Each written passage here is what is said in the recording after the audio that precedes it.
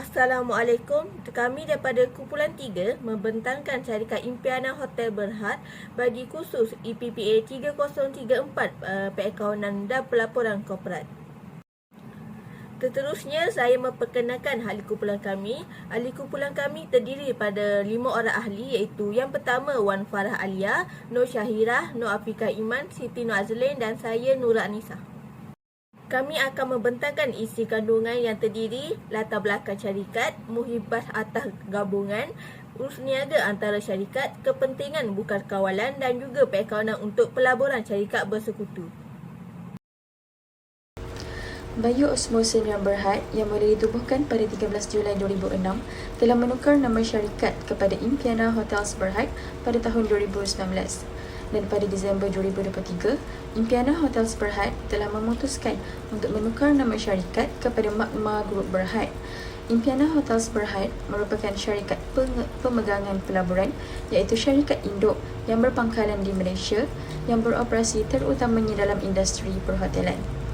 Antara segmen perniagaan syarikat ialah pertama, perniagaan hospitality iaitu berkenaan pengurusan dan pengoperasian bagi hotel dan resort. Dan yang kedua ialah pembangunan hartanah. Impiana Hotels Berhad mempunyai beberapa anak syarikat seperti Impiana Ipoh Sdn Berhad yang menyediakan perkhidmatan, pengurusan dan operasi hotel dan resort, pelaburan hartanah dan pembangunan hotel. Anak syarikat yang kedua pula ialah Impiana Hotels and Resort Management Sdn Berhad iaitu menyediakan perkhidmatan pengurusan profesional kepada hotel, pusat peranginan dan kelab rekreasi. Dan akhir sekali ialah Impiana Cherating Sdn Berhad yang menyediakan perkhidmatan pembangunan hartanah, operasi resort dan perniagaan hotel.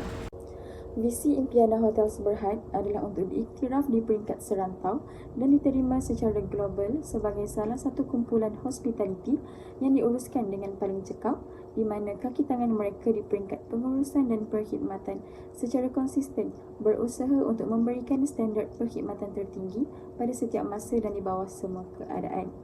Manakala, misi Impiana Hotels Berhad pula adalah untuk memberikan komitmen yang tidak berbelah bahagi dalam menyediakan dan menyampaikan perkhidmatan serta pengalaman yang cemerlang kepada tetamu baru dan juga tetamu sedia ada melebihi jangkaan mereka.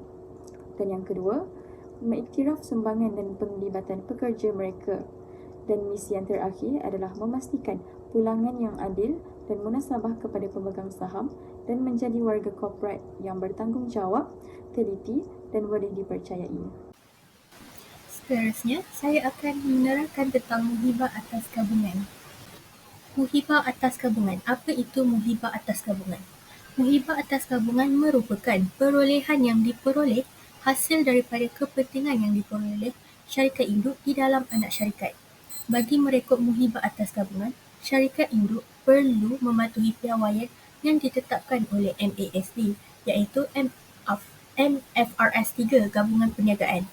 Menurut MFRS 3 para 4 yang menyatakan pelaporan kewangan syarikat yang digabungkan adalah tertakluk kepada MFRS 3 yang diambil kira dengan menggunakan kaedah perolehan.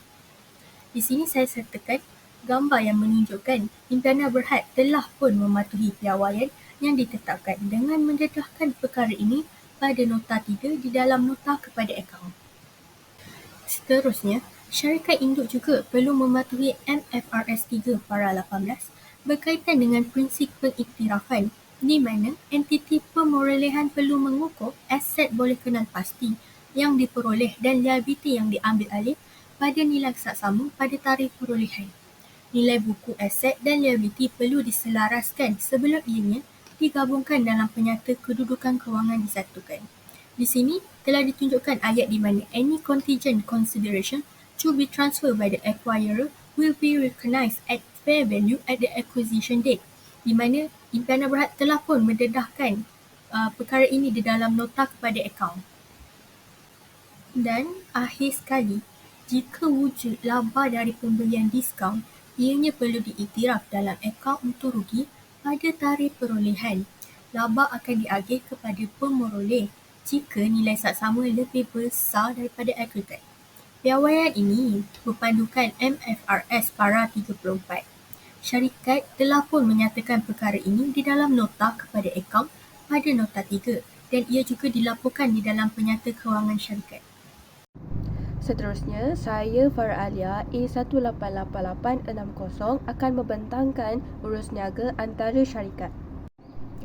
Objektif bagi urus niaga antara syarikat ialah memastikan bahawa penyata kewangan sesebuah entiti mengandungi pendedahan yang diperlukan untuk menarik perhatian kepada kemungkinan kedudukan kewangan dan keuntungan atau kerugian mungkin terjejas disebabkan oleh kewujudan pihak-pihak yang berkaitan serta urus niaga atau baki tertunggak termasuk komitmen dengan pihak tersebut.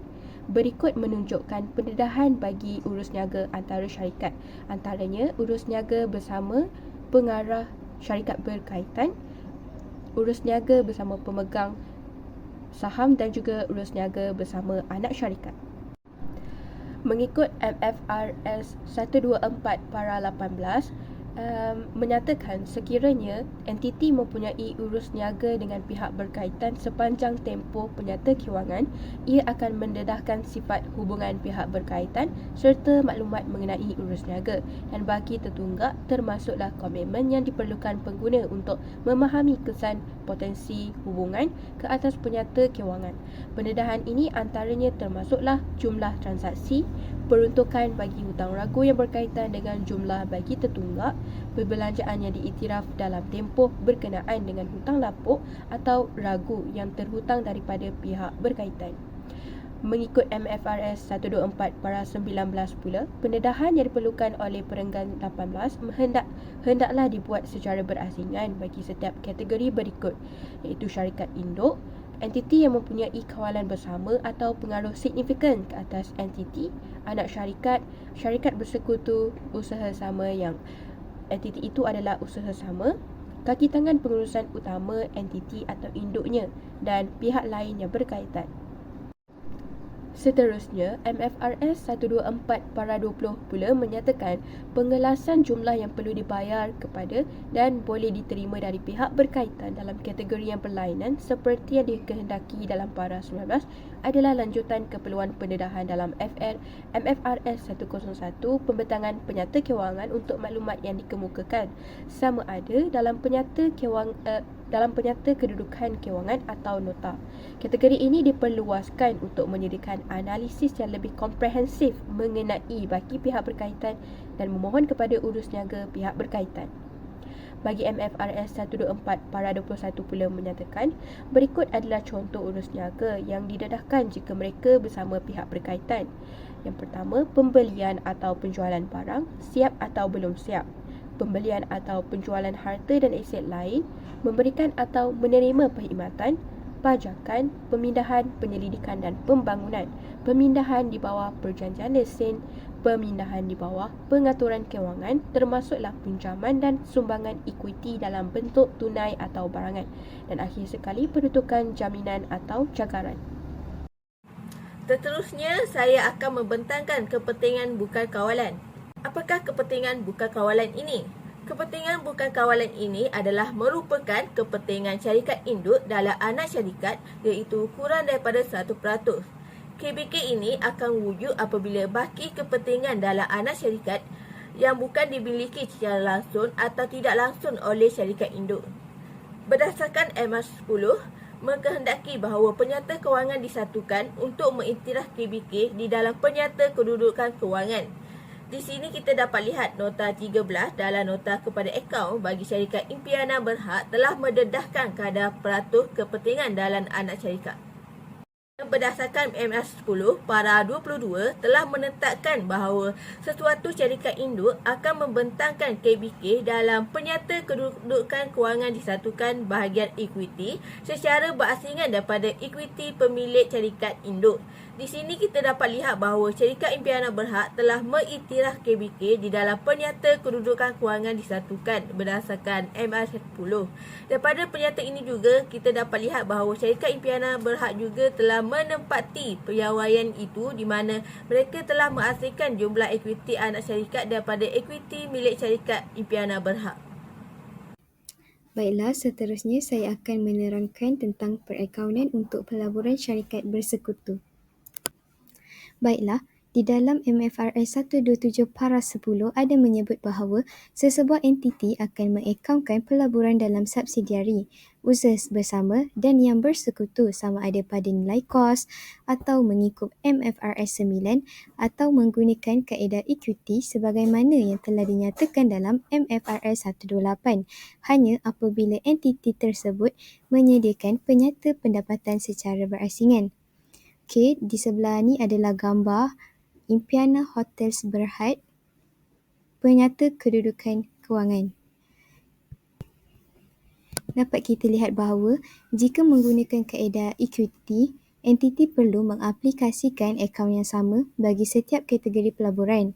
Pelaburan ini perlu diakaunkan ke atas kos atau menggunakan kaedah ekuiti sebagaimana yang telah dinyatakan di dalam MFRS 5 dan ianya dikelaskan sebagai pegangan untuk jualan atau untuk diagihkan. Dalam MFRS 128 para 5 ada menyebut bahawa jika sesebuah entiti memegang secara langsung atau tidak langsung, contoh subsidiari, 20% atau lebih kuasa mengundi, entiti itu akan dianggap mempunyai pengaruh yang penting, melainkan ianya adalah nyata jika bukan begitu. Akan tetapi, jika entiti memegang secara langsung atau tidak langsung kurang daripada 20% kuasa mengundi, entiti itu dianggap tidak mempunyai pengaruh penting, melainkan pengaruh tersebut boleh dibuktikan secara jelas. Pemilikan yang besar dan majoriti oleh pelabur yang lain tidak semestinya menghalang sesebuah entiti daripada mempunyai pengaruh penting.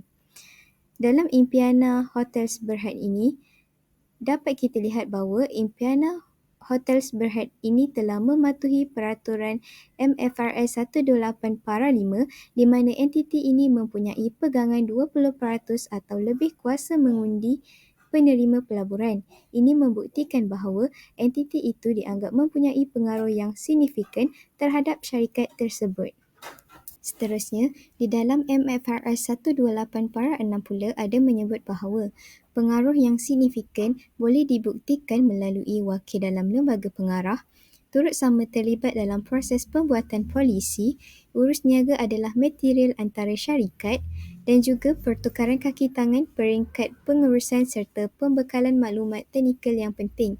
Daripada apa yang saya highlight di Statements Financial Position untuk Impiana Hotels Berhad, Investment in Associate, dapat kita ketahui bahawa Impiana Hotels Berhad ini membuktikan pengaruh yang ketara mereka melalui penerimaan pelaburan di dalam syarikat. Seterusnya, kita boleh buktikan bahawa terdapat pelaburan dalam perakaunan syarikat bersekutu bagi Impiana Hotels Berhad. Ini kerana jika kita lihat di dalam Statements of Comprehensive Income iaitu penyata pendapatan komprehensif dan juga Statements of Financial Position, penyata kedudukan kewangan Impiana Hotels Berhad, dapat kita ketahui mereka punya share of result in associate dan juga investment in an associate iaitu pelaburan dalam perakaunan syarikat bersekutu. Ini merupakan bukti yang jelas bahawa Impiana Hotels Berhad ini terlibat dalam pelaburan syarikat bersekutu. Seterusnya, di dalam para 32 ada menyebut bahawa pelaburan ini dianggap menggunakan kaedah ekuiti bermula daripada tarikh di mana ianya menjadi bersekutu atau usaha sama. Pada tarikh perolehan pelaburan, sebarang perbezaan antara kos pelaburan dan juga nilai saksama saham entiti syarikat diakaunkan seperti misalnya muhibah yang berkaitan bersekutu dan usaha sama perlu dimasukkan di dalam amaun bawaan pelaburan. Pelunasan ke atas muhibah adalah tidak dibenarkan. Jika kita lihat nota Impiana Hotels Berhad ini, dapat kita tengok dekat sini, investment in associate atau pelaburan dalam syarikat bersekutu ada dinyatakan goodwill iaitu muhibah. Dan juga carrying amount in the statement of financial position, amount bawaan di dalam penyata kedudukan kewangan. Maka dapat kita simpulkan bahawa Impiana Hotels Berhad ini mematuhi para 32. Baiklah, itu sahaja daripada kumpulan kami, kumpulan 3. Terima kasih kami ucapkan kepada Dr. Amirul. Semua yang baik itu daripada Allah Subhanahu Wa Taala dan yang buruk itu adalah kekurangan diri kami sendiri. Maaf atas segala kesilapan dan terima kasih.